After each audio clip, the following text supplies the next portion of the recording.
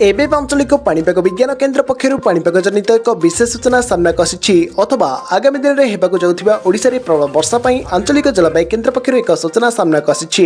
तेज बर्तमान जहाँ सूचना मिली एक रु पुणी राज्य में प्रबल वर्षार संभावना को नहीं आंचलिक जलवायु केन्द्र पक्षर ओडिशा रे केतेक जिला वार्निंग जारी कर तेबे केउ जिले में केते मात्रा वर्षार संभावना रही एवं केउ सब जिला वार्निंग जारी होती भिडियो संपूर्ण अपडेट पाइपर ता पूर्व वीडियो को लाइक करूँ, चैनल को सब्सक्राइब कर पाखर बेल आइकन को दबाई ऑल नोटिफिकेशन उपर ऑन कर रखु जहाँफल लेटेस्ट पाणीपागर सठिक सूचना सर्वप्रथम आम चैनल पाइपर। तेज लेट नक चलतु खबर पर नजर पकाइबा। वर्तमान जहाँ सूचना मिली 1 तारिख पुणी राज्य में प्रबल बर्षिब एभली अनुमान करिछि पाणीपाग केन्द्र। तेबे 30 तारिख बेलू उत्तर अंडमान सागर में एक घूर्णिबलय सृष्टि होबार संभावना देइछि पाणीपाग विभाग। यार प्रभाव में 1 अक्टोबर पाखापाखि एक लघुचाप क्षेत्र नहीं संभावना रही। उत्तर संलग्न केन्द्रीय बंगोपसागर उपर लघुचाप सृष्टि होबार संभावना रही बेले यार प्रभाव में 1 तारिख राज्य में प्रबल वर्षार संभावना दे पाणीपाग विभाग पक्षर यह सूचना मिली। तेबे एपटे केन्द्रीय बंगोपसागर सृष्टि होइतिबा अवपात अभ्यंतरण और दक्षिण अभ्यंतरण ओडिशा रे सक्रिय रही।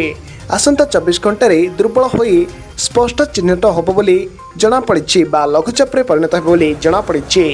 लघुचाप प्रभाव में आहुरी 24 घंटा राज्य में प्रबल वर्षार संभावना दे पाणीपाग केन्द्र पक्षर यह कहुई। आगामी 24 घंटे सारा ओडिशा रे बिजुली घड़घड़ी सहित प्रबल वर्षा एवं यह हलदिया चेतावनी जारी कर जगतसिंहपुर, केन्द्रापड़ा, जाजपुर, मयूरभंज, केन्दुझर, बरगड़, बलांगीर, नुआपड़ा, नवरंगपुर और मालकानगिरी में यही 10टी जिले में येलो वार्निंग जारी कर विभाग पक्षर।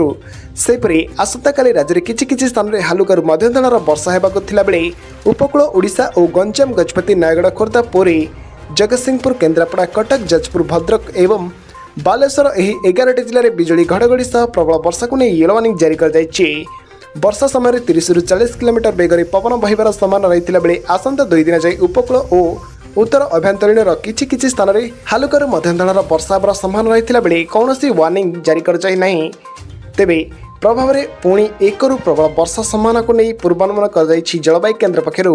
दक्षिण ओडिशार 4टी जिले में प्रबल वर्षा को नहीं चेतावनी जारी कर अन्यपटे गत 24 घंटे राज्य में अधिकांश स्थान में वर्षा होता बेले 24 घंटे बलांगीर सालेभेतार सर्वाधिक 123.2 मिलीमीटर वर्षा रेकर्ड होइछे। सेतिपय आपण माने अलर्ट रहंतु।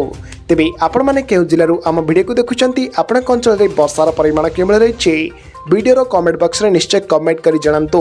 तेबे यह तिला आज मुख्य खबर जदि वीडियोटी आपण मानकु भल लागि थाए ताले वीडियो को लाइक करंतु, संग साथी मनक सहित वीडियोटी को अधिक अधिक मात्रा रे व्हाट्सएप जरिए शेयर करंतु। जदि हम चैनल रे आपण नचंती प्रथम थर हम चैनल रे आपण वीडियो देखुचंती ताले चैनल टी को सब्सक्राइब करी पाखर तिबा बेल आइकन को दबाई ऑल नोटिफिकेशन उपर ऑन कर रखंतु जहाँफल लेटेस्ट पाणीपागर सठिक सूचना सर्वप्रथम हम चैनल रे आपण पाई परिबे। ब्यूरो रिपोर्ट स्वागत ओडिशा।